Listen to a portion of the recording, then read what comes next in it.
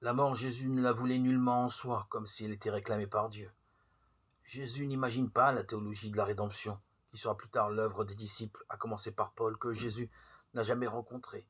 Dans tout l'enseignement du Christ, on ne trouve d'ailleurs, comme le remarquent certains auteurs, pas la moindre allusion au péché originel. Non, la réalité est plus simple et plus émouvante. Jésus se sait piégé, trahi. L'un de vous me trahira, Matthieu 26-21. Mais il pense qu'en se livrant en personne, il sauvera la vie de ses disciples. Et c'est en effet ce qui va se passer. Les autorités ne s'inquiètent guère des disciples, qu'elles jugeaient avec raison, quantité négligeable. Très concrètement, très réellement, Jésus se prépare à donner sa vie pour épargner celle de ses amis. Il le dira au moment de son arrestation. Si c'est moi que vous cherchez, laissez donc partir cela. Jean 18:8.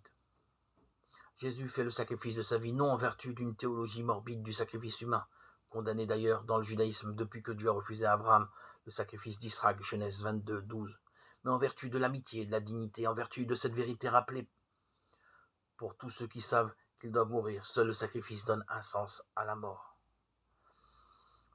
Aussitôt, la dernière bouchée prise, nous raconte Jean, Judas sorti. C'était la nuit. Note l'évangéliste Jean 13:30, qui garde présente à l'esprit les heures et les circonstances.